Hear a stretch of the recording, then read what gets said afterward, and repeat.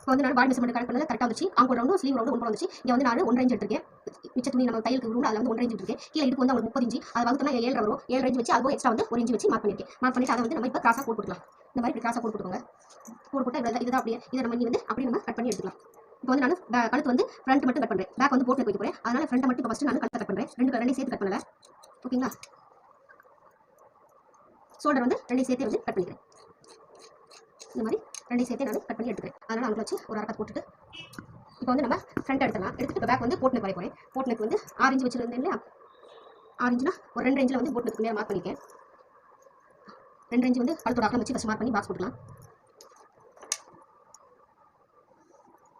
கழுத்தோட இறக்கம் வந்து பின் கழுத்தோட இறக்கம் வந்து 6 இன்ச் வச்சு மார்க் பண்ணிட்டு 6 இன்ச் வச்சு மார்க் பண்ணுறேன். அதில் ஒரு 2 இன்ச் வச்சு மேலே மார்க் பண்ணிக்கிறேன். இப்போ ரெண்டையும் தனியாக பாக்ஸ் போட்டு தனியாக பாக்ஸ் போட்டேன்னா இப்போ இதில் வந்து இந்த ரவுண்ட் கொடுத்துட்டு அடுத்து இந்த ரவுண்ட் வந்து இதில் இருந்து கொண்டு போய் லைட்டாக வெளியில் பெண்ட் ஆகி